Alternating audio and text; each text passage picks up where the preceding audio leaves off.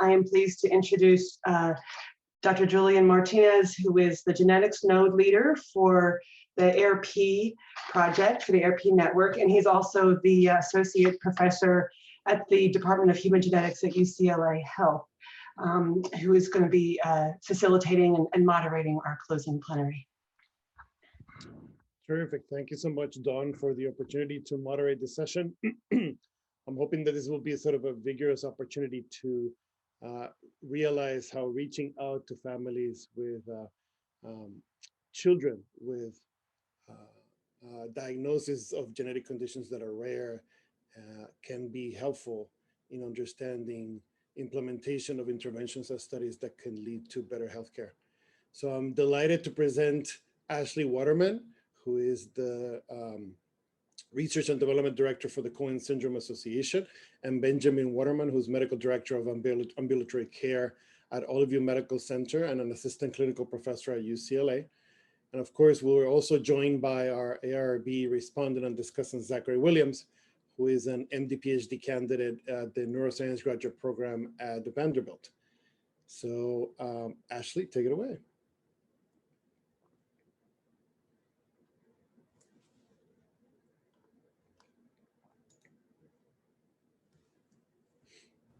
Hi, thank you so much for having us.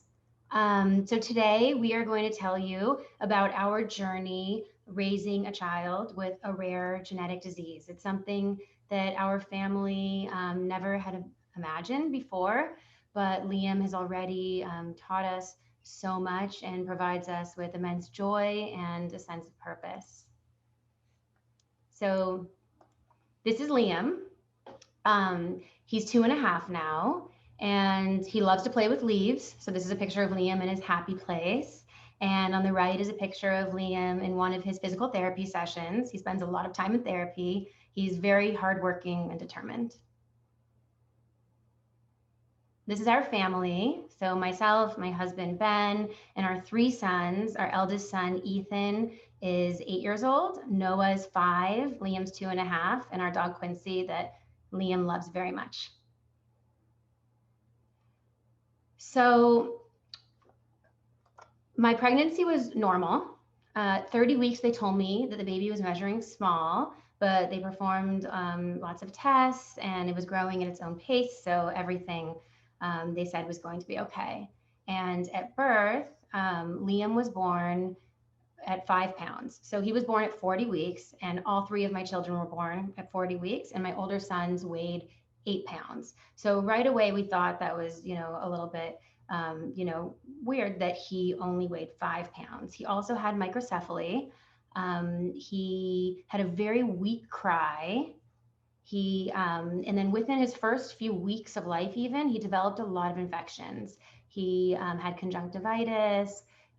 He couldn't nurse well. And he had strep at 2 months. And by 2.5 months, he had a dermoid cyst on his uvula that required emergency surgery. We noticed some dysmorphic features. He was definitely failure to thrive. He was a little floppy. And by month 3, we were referred to gastroenterology, neurology, ENT, and genetics. And so genetics performed a microarray. At the same time, he also had plagiocephaly, so he wore a helmet. And we just started to notice a lot of his delays. We connected with the regional center and we began physical therapy, occupational therapy, and feeding therapy. During this time, there was a lot of uncertainty. We really didn't know what was going on. We didn't know what to expect. We didn't know why he wasn't meeting milestones. We were wondering why he was so different and his development was so different from our other 2 children. We spent a lot of time wondering, crying, trying to put together the dots. Several of the specialists did tell us they had a feeling that it was genetic. We believed that there was a genetic component because his development was so different. And I also, it was really hard. I would tell family members about his delays and people were very well-intentioned, but they would try to normalize his delays and make us feel better. And I found that to be even more frustrating. So really during this time, I was just praying that his delays were gross motor and that they would not impact his cognition or any of his long-term health.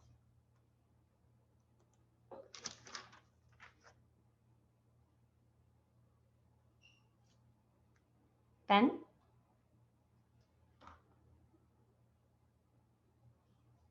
Oh, I've changed it. I don't know if it's showing up. Are you guys not seeing? Hold on. I'll try resharing my screen. I see a slide that says searching for answers 6 to 12 months. Yes, that's what it should be. Ashley, can you see it? yeah, I can see it. Okay, so sorry about that. Yeah, no, so basically at that point we were really looking for, we're trying to figure out what's going on, as Ashley alluded to, and I think the hardest part was not knowing what to expect or how to feel, because again, we were being reassured by half of our providers that nothing was going on. The neurologist told us that everything checked out fine, but they wanted to be 100% sure, so they ordered a brain MRI. There was some hesitation initially about whether or not we needed whole exome sequencing, but they said just to be ultra cautious, even though the microarray was negative, we're going to go ahead and do that. But we were getting these signals that everything was okay in a lot of respects, and so I think it was really tough because that didn't jive with our intuition and our sense based on sort of how we had raised our other two children. And so we started to become increasingly fixated on the genetics. And I have to, it was a really tough road, I have to say. I'm a physician. Ashley has a master's in health education. So I think we're very fortunate in a lot of ways to have a lot of background in healthcare and in the insurance industry. But when whole exome sequencing was ordered, it was denied. And then I have to credit Julian's team.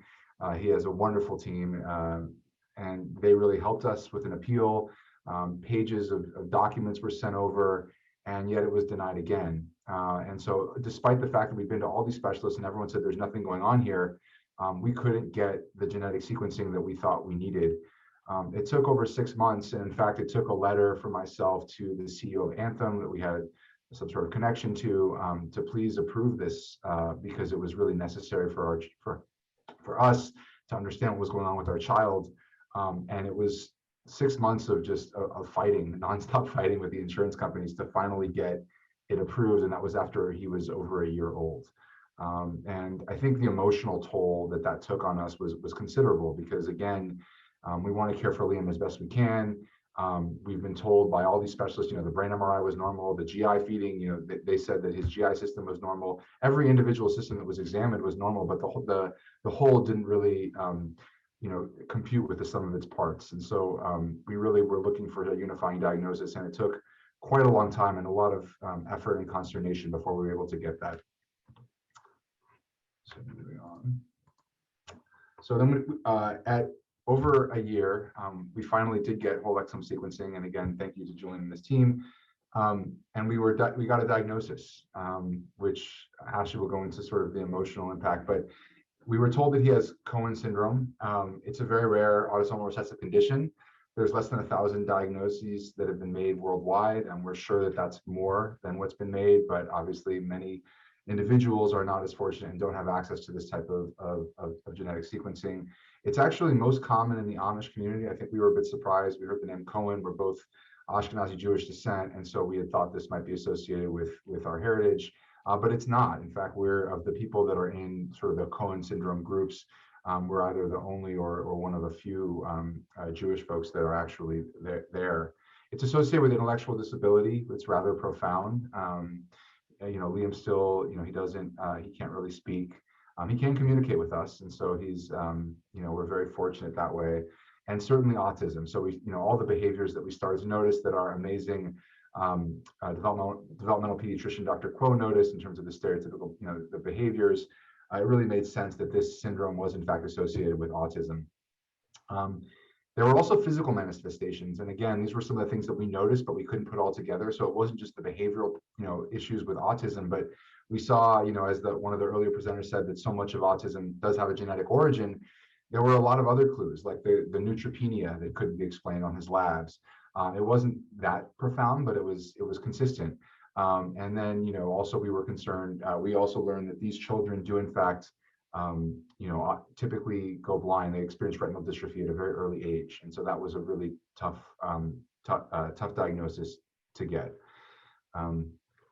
So I'll turn it over to Ashley to talk about the impact it had on us. Yeah, so I mean, we were shattered. We were shattered by the finality of it. We always hoped for answers. We fought so hard to get these answers, and then once we had them, it was like, where do we go from here? And I really was just expecting that maybe they'd find nothing, or maybe they would find something that explained his existing delays, but I never anticipated what it would mean for life ahead. So I was particularly devastated to learn about the intellectual disability and the vision loss. I mean, the vision loss to us was just, I mean, gut-wrenching, just to know that by usually age 5, these kids are night blind, and by age 10, they've lost the majority of their vision. And it was extremely overwhelming too. We had to rethink, does the home that we have work for him if he's never able to, climb stairs, if he can't see? We had to, really grieve for the fact that things like, college and marriage and, children, that those probably aren't in the cards for Liam, and the fact that he'll probably never live independently. So it was very emotional. And I think the first few days just kind of, at least I did, I stayed in bed. It was very sad, but also within a few days, we also started to find a community and to take action and see what we could do with this new information.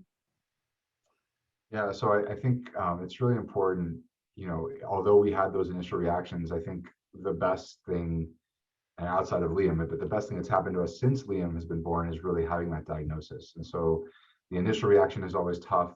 I think, we met with Dr. Martinez. He was careful to note that after reflection, we may consider ourselves lucky, given some of the other families that we've been fortunate enough to meet who have been dealing with syndromes that are even much more significantly life-altering than what Liam's facing. And I think that more importantly, this gave us, although in the beginning it was difficult with the finality and the, knowing that he would lose his vision and knowing that he was never going to live a normal life, it also told us, it sort of gave us a playbook. It told us what to expect, how to intervene, how to make him healthier, what we needed to look out for.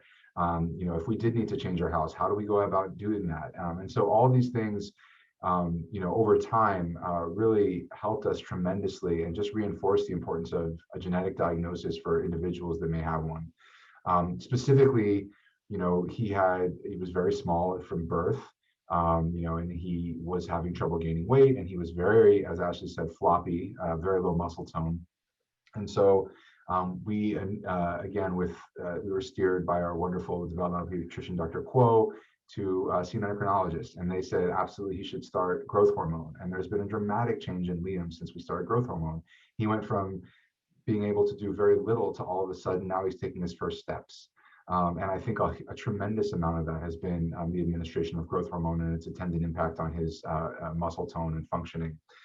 We even noticed, for example, that his muscle tone was so low, he was incredibly constipated because he wasn't able to have adequate peristalsis. And yet after we started growth hormone, all of a sudden his bowel movements became more regular, which again, I looked around, it hasn't really been reported in the literature. But it had a huge impact on his life. We saw an immunologist because he had all these frequent infections. I mean, at the age of a couple months, he was rushed to surgery because he had this infected cyst that was preventing him from eating anything. And we began Neupogen. And since that time, and by the way, if there is a silver lining of COVID, it's not just the Neupogen, it's that our other children were home and not being exposed to all the germs. But he hasn't really been sick very much. Sickness for Liam was overwhelming because he couldn't tell us what hurt. He couldn't tell us how he was feeling. He would just cry literally all night and want to be held.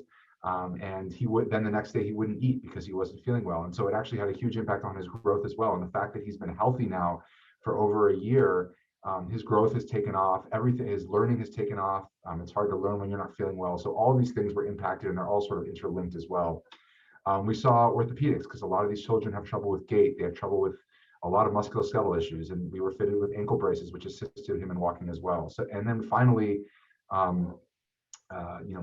we joined the Autism Early Intervention Program and actually, learned a ton of interventions on how to sort of help with his, stimming movements and repetitive behaviors and things of that nature, which really has helped a tremendous amount, since we had this diagnosis. So it wasn't just the emotional impact, which Ashley will speak to, but it's also all of the physical manifestations that have really been improved through this diagnosis and this roadmap. And just to reiterate, like Ben said, we had so many answers and we had direction. So since the diagnosis and since he started Neupogen, we had no further hospitalizations, a significant reduction in infections. He had one mouth ulcer, and I knew from the Facebook group that many of these kids develop mouth ulcers that also led him to not eating, to being in pain. And that was when we decided, okay, you know, we have to start the Neupogen. He started gaining weight, and like Ben said, his muscle tone improved. His sounds even got louder. He was happier too because he wasn't constipated. And there was just so much emotional support. And like when Ben said too, that we started an early autism intervention program, I never would have known without his diagnosis that some of his, even his personality traits were related to autism. And now I start to see that even though he does make eye contact, things that I kind of thought were stereotypical signs of autism, like he makes eye contact and he is social, but he's very rigid and in his routine and in the things that he likes to play with. And so since then, we've started ABA therapy, and it's been incredible. His communication has exploded. He started to use more signs, and it's just been so wonderful for him. And we've just really been happy watching him thrive. And like when we said the community of support, we joined the Facebook group, and suddenly I had a new family. There's about 300 families on the Facebook group because there's less than 1,000 diagnosed cases. And as Ben said before, the majority of the cases are in the Amish community, so they don't have access to technology, and they're not on the Facebook group. But there also is a higher prevalence there's a Finnish mutation and a Greek mutation. So now connected to people probably in 50 states and 50 countries around the world. And it's really amazing because, for example, Liam is having his tonsils and his adenoids out next week. And I thought I noticed some sleep apnea. And when I typed in sleep apnea into the search on the Facebook group, I saw that this was really common among our children. And so his sleep study did show that he had severe obstructive sleep apnea. And also, I mean, this group it's really been a lifesaver. Another thing, sadly, we share all of our experiences, but there's not enough of this in the medical literature. So one of a 7-year-old in Wisconsin sadly passed away in January at a routine dental appointment because of her reaction to anesthesia. And then we remembered that when Liam was 9 months old and he had his MRI, he coded under anesthesia as well. And the anesthesiologist thankfully was there to protect his airways and to intubate him. So now going into this upcoming surgery, we have so much more information and we know how to take these precautions. So not only has the diagnosis led to improving his overall physical health, but really just his health and his well-being moving forward. So we're really grateful for the diagnosis, for the community. Since then, I've joined the board of the Cohen Syndrome Association. We've been in discussions with Dr. Martinez and Dr. Kuo and AIR-P about building a registry, which we think is a really important next step in order to do more research that's really necessary for Cohen syndrome. I've also partnered with one of the moms that I met on the Facebook group, and through University of Penn's Orphan Disease Center virtual bike ride, we've been able to raise funds and actually participate in the grant making process and meet researchers around the world. We also recently applied for the Chan Zuckerberg Initiative grant, which we'll hear about in a couple months, and this would be for research enabling infrastructure. So we are very hopeful that bringing families together and having this data can allow us to hopefully develop treatments and just have better outcomes for all of our children. Yeah, I mean, I think one of the things we talk about, I mean, first, before I even talk about the need for a registry, which is the topic of this slide, I think, it's just so important to highlight, again, and I've mentioned the genetic diagnosis, how important it is, but I can't imagine the number of children that have autism that have some sort of genetic background with attendant physical manifestations that, again, could be intervened upon. Someone just mentioned motor development and things of that nature, and they don't have the fortune to what we had. It was such a battle with two folks who have such background in health to get this sequencing, and I can only imagine the impact that would be made if we could have that kind of sequencing available to many more families who have autistic children. As far as the registry, I think we really want to match the genotype, sort of the genetics, to the physical manifestations.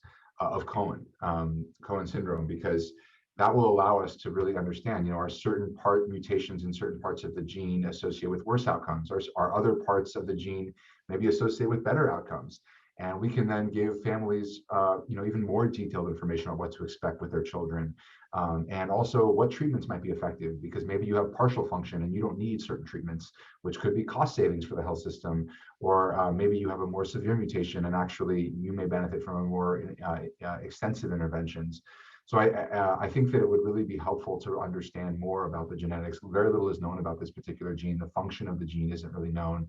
And so I think this could really help us with all of that. I think also there's a huge opportunity in addition to sort of behavioral and therapeutic interventions. Also, genetic interventions and other therapeutics. We've been looking now, and we'll discuss a little bit about sort of antisense oligonucleotide therapy to block certain regions of the gene that are affected, a mini gene. So one of the issues, and this is a little bit in the weeds, but this is a very large gene. The VPS13B gene is a very big gene. And so the current technology to, for example, improve eye function, retinal function for these children, actually we have the technology to do it. The problem is we can't administer the vectors that are used to sort of administer the gene therapy aren't large enough to accommodate a gene of this size. And so is all of the gene necessary, or are only parts of it necessary? Which again, we would get a good sense of that through a registry. And if there are only parts, like there are with other genes where they've done this kind of work, then we could develop what it's called a mini gene for therapeutics that could actually lead to restoration, or not necessarily restoration of vision, but arresting any further decline in vision. And again, we've seen this in other areas, but it's very hard to know, which parts of the gene are important at this point, because we don't have this kind of registry. And then, of course, also, that guidebook that we have, I mean, it's all based on these informal sort of searches of a Facebook group. But wouldn't it be amazing if in the medical literature, there were cohorts of people that have been studied? And, we knew that, X percentage of people lost vision by this time, and X percentage have difficulty ambulating, and these interventions work, and this is the improvement that we see. And so I think all of those kind of studies are eminently possible if we were to develop a really robust registry. And it would, again, not just be a guidebook, but actually prescriptive to tell us what we should be doing for our children to improve their quality of life and to improve the quality of life of their lives of their families. So I think a registry, needless to say, is absolutely crucial, which is why we're speaking today and why we're hoping to move forward with it in the future. And here are a few examples of existing registries. So the NORD registry is a natural history patient registry platform that helps to develop treatments. Simon Searchlight hosts registries for patients with genetic diseases associated with autism and related neurodevelopmental disorders. And Angelman and Duke 15Q are also global initiatives for other rare diseases to collect data on individuals. I think with just sort of the research. So, again, a huge part of this has not just been the advocacy and trying to get the registry set up, but also, using registries, but also, basic science research as well to try to help the condition of Liam and other children that are afflicted with this syndrome. So there's active research. We've been actually, the researchers down at the bottom are people that we're actively engaged with, that we're helping to fund through bike rides and other charitable organizations to align funding and resources to fund these individuals. So Dr. Mohammed Ansar, who actually has a child who's also affected with Cohen syndrome, he happens to be a genetics eye researcher, which is one of the more fortuitous coincidences, because he's really been spearheading a lot of this research, and he's been absolutely an unbelievable partner for us. Again, Dr. Lawrence Olivier Favre in Dijon, and Jean Luder, again, in Barcelona. All of them have been doing research, and we've been partnering with them. There's currently a screening of compounds that are already FDA approved to see if they can restore gene function for these individuals. And there are some really encouraging hits that we found already. Potentially harmless compounds that I use regularly in clinical practice that could potentially help improve the function of this gene, and also improve the function of the children. Again, I mentioned the antisense oligonucleotides, and then the mini gene as well. So we're really focused on 3 different areas of research right now, and we hope much more to come, in addition to sort of clinical research efforts that we hope will be enabled and facilitated by the creation of the registry that we already discussed. So with that, I'm gonna have to actually jump because I have a hard stop coming up, but I'm happy to stay on, and Ashley will stay on for any additional questions or thoughts or anything. We're here to discuss. Absolutely. Thank you both for a very compelling story. And again, I wanted to re-echo the question that Christy Weiss from the Mountain States Regional Genetics Network made earlier in the chat, where she was asking, once you have a genetic diagnosis made, what supports are offered to the family and what are family's next steps with that genetic information? And I think your story is a testament to how that information has taken you into a path that perhaps you never imagined will take you, and how you become amazing advocates for not only your child, but also for a large community of similarly affected kids. So kudos to both of you, because your story is life-changing, not only to you as well, but also to the team that we're all part of. So I wanted to take this opportunity to allow Zachary Williams to give us some perspective on what we've just heard. Zachary? Thanks, everyone. Thanks, Julian. So yes, this is quite a fantastic presentation. It's great to hear, after all of those struggles with the insurance company, that this genetic diagnosis was finally made, and it seemed to have been, in some cases, even thinking about the anesthesia reactions, life-saving. And truly, I think that this really does underscore the need for genetic registries for many rare diseases, even beyond Cohen syndrome. These Facebook groups that sort of modern technology has enabled have allowed families to connect in ways that's have been unprecedented. And in doing so, I think that many people are able to sort of share their anecdotal folk knowledge about what has worked, etc. However, I mean, there is a limit to what you can gain from Facebook experiences, and having systematic study of these sorts of conditions would greatly improve quality of life for a lot of people. The other thing that is extremely important is this is a very, very rare disease, under 1,000 cases worldwide diagnosed. So your average provider is not going to know anything about this disease if they've even heard of it, which is unlikely. So you, as the parents of an affected child, will have to, for the most part, be the educators. And to do that is it's another ask on top of simply just advocating for your child, but it's like here's what we know, or what little we know. And so anything that can be done to help families advocate for themselves and their children in seeking care would be excellent. So I personally would love to help out with this registry if AIR-P takes it up, and hopefully we can move forward and make life better for Liam and many others. So thank you. I just want to say those comments are so spot on. Just in terms of everything you said, from the importance of registries for many diseases, not just Cohen, because we're just one story. And I think our story hopefully will highlight a much broader theme, but it's not about Cohen at all. It's really about all of these different groups of people that could benefit from this technology, this diagnosis ability at this point. And yeah, no, I think everything you said really resonates, especially about providers not knowing what to do and how we have to sort of learn. And if we didn't have that diagnosis, none of this, it's really hard for us, I think, and I don't want to speak for Ashley, but it's hard for me to imagine what our lives would be like without this genetic diagnosis. I think we'd still just be literally like you go to Chuck E. Cheese and there's a whack-a-mole, and every little thing that comes up, you're trying to bop it down because you don't know what's going on. You're just trying to deal with from one crisis to a next. But we really feel like we're prepared. We have a game plan, and we love our son, and we've been able to enjoy life to a much greater degree, and he's been able to enjoy life to a much greater degree, all because of the efforts of Dr. Martinez and Dr. Kuo and the amazing team and the diagnosis we were able to obtain. So everything you said really resonates, I think, with us as well. Absolutely. And we're so fortunate to have received this diagnosis when Liam was only 1 year old, even though it felt like such a long time, because many of the other children are diagnosed either because of their neutropenia or their retinal dystrophy, and that's not until 12 or 15. And they go to the ophthalmologist to get glasses, but no one's ever even looked at their retinas. So it really just helps us prepare so much. And again, we are so grateful for this, and it's really made us stronger as a family. The day that Liam was diagnosed, Ben said to me, Liam is going to be happy. We are going to be better because of this, and our other children will be better because of this. And all of that is true. So that we spend so much time, in the IEP process or with regional center, talking about all of his challenges and all of his difficulties to try to obtain resources.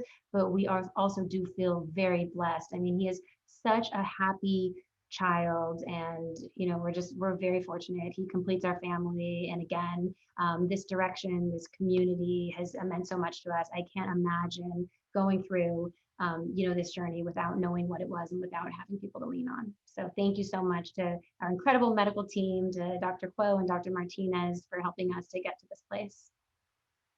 And again, on that, we will finish our closing session. Thank you to the Watermans and to Zachary Williams for your perspectives, your candor, and your amazing glowing story about an example of how some of the genetic work that's being done by everybody, both attending and we've seen some of that already in previous presentations, has having a meaningful impact in patients' lives. So I will toss it back to the running show team, and we'll have some parting words. Thank you so much. That closing panel was fantastic. Thank you so much to the Watermans for sharing your story. Very uplifting, really forward-thinking, and I'm so grateful that you had found the team that you found at UCLA. That's wonderful. And thank you to everybody who participated today. It was a long day. It was such great information. Kudos to everybody who hung in through to the end. I have on the screen now just, of course, an evaluation for the day. You could either drop the link into the browser. The link is also in the chat box, or you could scan the QR code with your camera on your phone, and we will certainly send the evaluation out as well with the archive of the materials from today. The last slide that I have is just a contact information for AIR-P, the website, the email, mailing address, and where to join the listserv for some more information. So with this, we're going to close today's inaugural AIR-P Research Day at Autism Cares, and thank you everyone so much for joining today. Take good care.